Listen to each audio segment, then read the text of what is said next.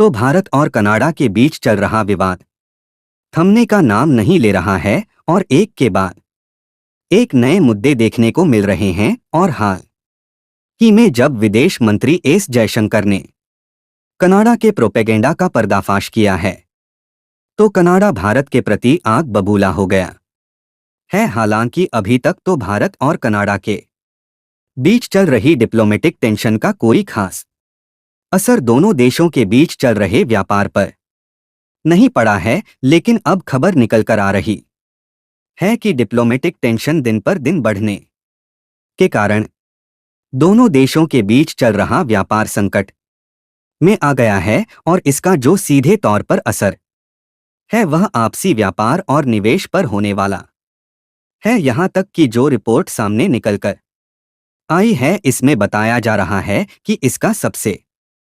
ज्यादा impact Canada पर पड़ने जा रहा है, क्योंकि कनाडा की 600 से भी ज्यादा कंपनियां भारत में एस्टेब्लिश है और वह भारत में बिजनेस करती हैं। और तो और कनाडा की जो बड़े बड़े पेंशन फंड्स हैं उन्होंने भारत में लगभग 6 लाख करोड़ से भी ज्यादा का निवेश भारत में किया हुआ है। वैसे देखा जाए तो कनाडा और भारत के बीच पिछले साल से ही तनाव चल रहा है, लेकिन अब सिचुएशंस कुछ ज्यादा ही बिगड़ चुकी हैं। इसलिए रिपोर्ट में इस बात का भी दावा किया जा रहा है कि दोनों देशों के बीच में जो 70,000 करोड़ का आपसी व्यापार है इस पर भी नेगेटिव इम्पैक्ट देखने को मिलने वाला है। पूरी डेवलपमेंट क्या है इस वीडियो में समझते हैं, लेकिन आगे बढ़ने से पहले इस वीडियो को एक लाइक करके चैनल को सब्सक्राइब जरूर कर लीजिए, क्योंकि आपके लिए यह 1 सेकंड का काम है, लेकिन इससे हमारी काफी बड़ी मदद होती है। अगर हम कनाडा की लोकेशन को देखें तो यह है हमारा भारत और यहाँ पर अटलांटिक ओशियन के बाद मौजूद है कनाडा, और जो ब्लैक लाइनिंग दिख रही है इसी रास्ते का इस्तेमाल करके दोनों देशों के बीच व्यापार होता है, जिसमें सामानों के इंपोर्ट और एक्सपोर्ट की शिपिंग के लिए हवाई रास्ता और समुद्री रास्ता दोनों का इस्तेमाल किया जाता है। वैसे देखा जाए तो कनाडा का ज्यादातर व्यापार अमेरिका, चीन और मेक्सिको जैसे देशों से होता है, लेकिन जिस तरह से बाकी के देशों की जरूरत भारत के बिना पूरी नहीं होती, उसी तरह कनाडा की भी जरूरत भारत के बिना पूरी नहीं होती। और इसीलिए कनाडा मुख्य रूप से भारत से कपड़ा, इलेक्ट्रॉनिक, फार्मास्यूटिकल्स प्रोडक्ट यानी कि दवाइयां और कृषि उत्पाद में अनाजों के साथ साथ रत्न आभूषण भी भारत से खरीदता है। और बदले में हम लोग कनाडा से मुख्य रूप से मिनरल्स और जो पेट्रोलियम बेस्ड प्रोडक्ट होते हैं उनको ज्यादातर हम लोग कनाडा से खरीदते हैं, और साथ ही कुछ एग्रीकल्चरल प्रोडक्ट भी इंपोर्ट किया जाता है। और जब तक कनाडा हमें इन प्रोडक्ट की सप्लाई कर रहा है तब तक ठीक है। अगर कनाडा ने हाथ खींचा तो भारत को यह सारी चीजें एक्सपोर्ट करने के लिए दूसरे देश पहले से ही लाइन में खड़े हैं, यानी कि भारत के पास ऑप्शन की कमी नहीं है। और लेटेस्ट आंकड़ों की माने तो इंपोर्ट और एक्सपोर्ट दोनों को मिलाकर भारत और कनाडा के बीच हर साल लगभग 8.4 बिलियन डॉलर यानी कि रुपए में देखा जाए तो लगभग 700 करोड़ का व्यापार किया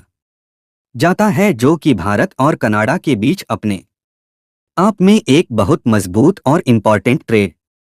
रिलेशंस खड़ा करता है, क्योंकि आमतौर पर दोनों देशों के बीच कई प्रोडक्ट और सेवाओं का इंपोर्ट और एक्सपोर्ट होता है। लेकिन जो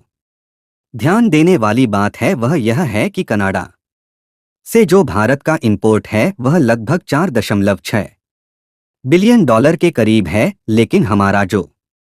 कनाडा में एक्सपोर्ट होता है वह केवल 3.8 बिलियन ही है। यानी कि ओवरऑल नजर डाली जाए तो कनाडा भारत के मार्केट का इस्तेमाल करके ज्यादा कमाई कर पा रहा है, जबकि कनाडा के मार्केट से होने वाली भारत की कमाई अभी भी उनकी अपेक्षा कम है। लेकिन फिर भी साल दर साल दोनों देशों के बीच व्यापारिक संबंध मजबूत हो रहा था और इंपोर्ट एक्सपोर्ट दोनों में बढ़ोतरी देखी गई है। हालांकि अब भारत और कनाडा के बीच चल रहे कूटनीतिक तनाव के बीच दोनों देशों के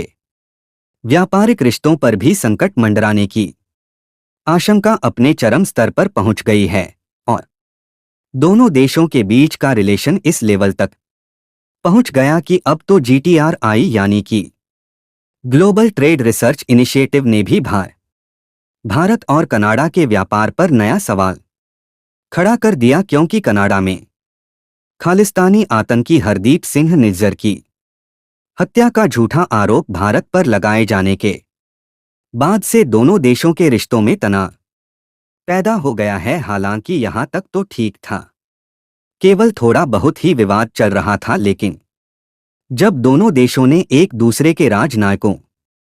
को अपने देश वापस बुला लिया है और कुछ को हमेशा के लिए निष्कासित कर दिया है, तो ऐसे में जब बात राजनायकों पर पहुंची तो इसने व्यापार पर सवाल खड़ा कर दिया। और जो रिपोर्ट निकलकर आई है उसमें साफ साफ बताया गया है कि GTRI यानी कि ग्लोबल ट्रेड रिसर्च इनिशिएटिव का कहना है कि अभी तक भारत और कनाडा के व्यापार पर कोई असर इसलिए नहीं पड़ा था क्योंकि डिप्लोमेटिक टेंशन केवल ऊपरी लेवल पर थी और काफी कमजोर थी, लेकिन यह विवाद जिस तरीके से बढ़ रहा है, ऐसे में इसका इम्पैक्ट एक्ट सीधे तौर पर दोनों देशों के बीच अर्थव्यवस्था पर पड़ सकता है। और इसीलिए अभी तक जो हम देख रहे थे कि हर साल इंडिया कनाडा ट्रेड में ग्रोथ मिल रही थी, उसमें नेगेटिव इम्पैक्ट देखने को मिलेगा। और यहां पर इसमें कनाडा बुरी तरीके से फंसने वाला है, क्योंकि आंकड़े बताते हैं कि कनाडा की पेंशन फंड्स ने भी भारत में करीब 6 लाख करोड़ रुपए का निवेश किया है और कनाडा की करीब 600 कंपनियां ऐसी हैं जो कि भारत में अपने कारोबार को चला रही हैं। ऐसे में व्यापार पर असर पड़ने से कनाडा पेंशन फंड्स को सबसे ज्यादा मुश्किल का सामना करना होगा। दरअसल कनाडा पेंशन फंड्स कनाडा सरकार के द्वारा मैनेज किया जाने वाला एक प्रकार का इन्वेस्टमेंट बोर्ड है, जिसे CPC कहा जाता है। इस तरीके से कनाडा सरकार खुद के देश में और बाकी के भी अन्य देश में अलग अलग सेक्टर में इन्वेस्ट करके पेंशन की योजनाओं के लिए पैसे को बढ़ाती रहती है, यानी कि एक प्रकार से पैसे का इस्तेमाल करके कनाडा सरकार प्रॉफिटेबल रिटर्न लेती रहती है। और इसी कनाडा पेंशन फंड्स ने साल 2013 से 2023 तक के बीच भारत में ज्यादातर निवेश रियल एस्टेट में किया है, जहां 3.8 अरब कैनेडियन डॉलर से ज्यादा का निवेश है। इसके बाद फाइनेंशियल सर्विसेज में 3 अरब कैनेडियन डॉलर से ज्यादा का निवेश है। साथ ही इन्होंने इंडस्ट्रियल ट्रांसपोर्ट में भी लगभग 2.6 अरब कैनेडी डॉलर का निवेश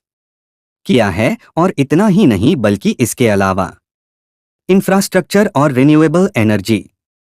सेक्टर में भी बड़े पैमाने पर इन्वेस्टमेंट किया गया है, यानी कि कुल मिलाकर कनाडा की 600 कंपनियों के लिए जो कि भारत में अपने कारोबार चला रही है, और उनके 6 लाख करोड़ रुपए जो उन्होंने भारत में डेवलपमेंट प्रोजेक्ट के लिए निवेश किया है, इसके लिए दिक्कतें बन सकती हैं। हालांकि आपको यह भी बताते चलें कि ऐसा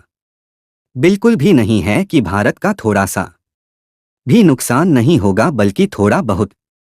इम्पैक्ट भारत पर भी पड़ेगा, क्योंकि कनाडा की भले ही 600 कंपनियां भारत में काम करती हैं, लेकिन CII की रिपोर्ट के मुताबिक लगभग 30 से अधिक भारतीय कंपनियां कनाडा में भी अपने कारोबार कर रही हैं। और भारतीय कंपनियों का कनाडा में इन्वेस्टमेंट देखा जाए तो लगभग 40,000 करोड़ रुपए के करीब है, लेकिन यह कनाडा की कंपनियों के मुकाबले काफी कम है, क्योंकि कनाडा ने तो भारत में 6 लाख करोड़ रुपए तक इन्वेस्टमेंट किया है। यानी भारत और कनाडा के बीच बढ़ता कूटनीतिक तनाव दोनों देशों के व्यापारिक रिश्तों के लिए एक बड़ी चुनौती बन सकता है। ऐसे में अगर सिचुएशंस कंट्रोल नहीं होती और व्यापारिक रिश्ते कमजोर होते हैं तो इसमें भारत से कई गुना ज्यादा कनाडा का नुकसान होने वाला है। आप लोगों को क्या लगता है कि कनाडा और भारत के बीच का तनाव दोस्ती में बदलेगा या फिर नहीं? अपनी राय कमेंट में जरूर बताएं और इस वीडियो को लाइक करके अपने मित्रों तक शेयर जरूर करें ताकि उन्हें भी जानकारी मिल सके। इसी तरह और भी नॉलेजेबल वीडियो देखने के लिए चैनल को सब्सक्राइब करके बेल आइकन को ऑल पर जरूर सेलेक्ट करें। जय श्री राम।